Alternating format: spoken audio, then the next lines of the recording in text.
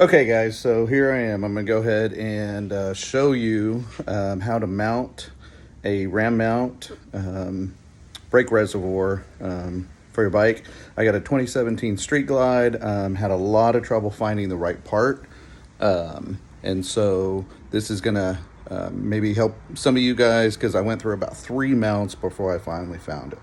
So I'm gonna show you the installation, the parts, and then test it out. Okay, so here are the parts that we've got right first. So right here, I ordered this ram mount, and I'll go ahead and post the link to the Amazon underneath.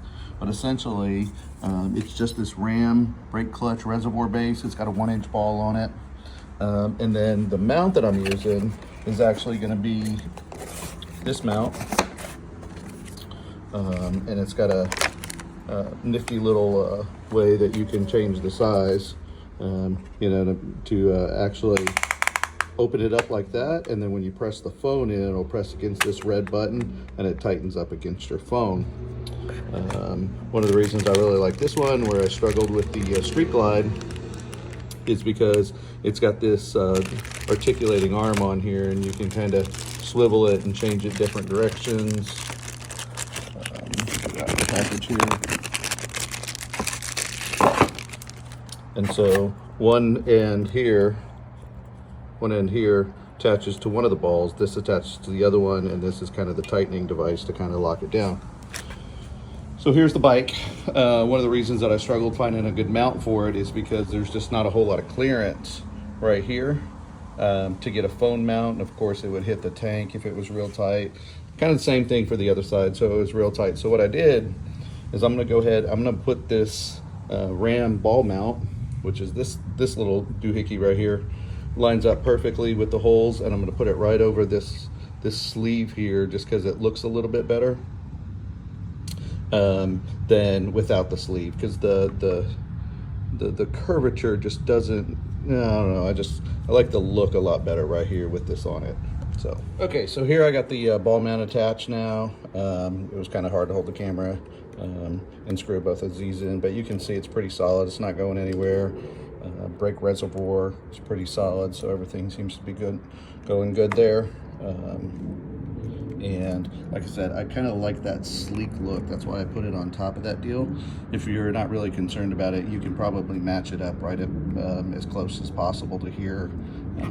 Like I said, I just kind of wanted to make sure that looked kind of seamless there. So yeah, everything's pretty tight. I'm gonna go ahead and start working on the so this particular mount is an anti-theft one, and it's got like this adjuster on it, and you can twist it, but it's not going anywhere. So because it's an anti-theft, it's got this little key thing that goes in here like this, and then when you actually turn it now, you can it'll actually open and close for you a little bit. And then the way this works is you got this set up, you've got your mount here, you got your ball, and it just kind of snaps in, and then the other end snaps onto the bike, kind of like this. Okay, so now you got your mount, you got your swivel. You can, you know, articulate it different ways, however you want it to go. That's kind of the benefit of the ball mounts. So I'm gonna go ahead and get this mounted in, get it all screwed in tight, kind of get it positioned where I got, and then we'll test it out. Okay, so I got the mount installed. Everything's good. One thing I will say about this security key, it's got its advantages and disadvantages. The advantage is that when you actually put the key in here, I'll show you that key one more time. That key kind of sits in here like such.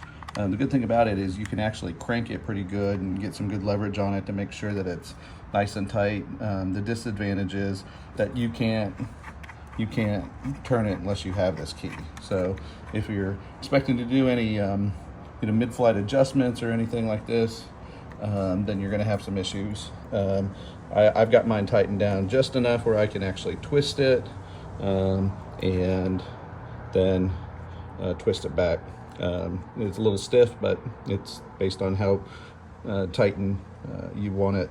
And like I said, so the way this phone mount works, you just go ahead and set your phone in here, on those three points, and then you press the phone up against it, and it'll go ahead and tighten up like that, up against your phone. And then to release your phone, it's just a matter of kind of squeezing those little wings again. But outside of that, I'm gonna go ahead and hook this thing up, and I'll give you a review afterwards. But this is kind of what the bike looks like, and you know, just trying to find a good mount that it would actually work with this bike. It was kind of challenging if you still got the stock handlebars on the Street Glides. And like I said, this is a 17, so here's kind of an update.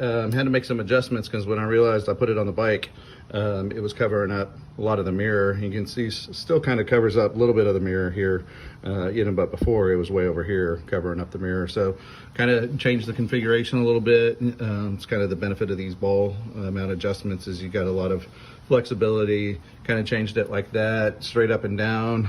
You know, this is kind of the view of the phone, and you can see does pretty good.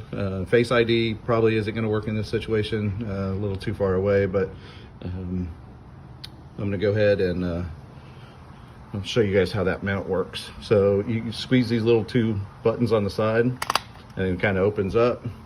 Go ahead and take the phone out, and then when you actually want to lock it in, go ahead and set it in there and just kind of lock it down.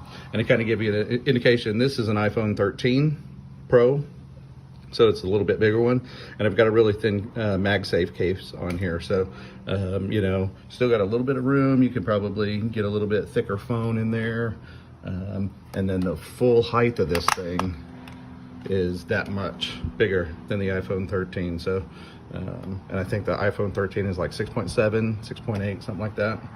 So see how stable it is on the ride, and I'll go ahead and update it afterwards.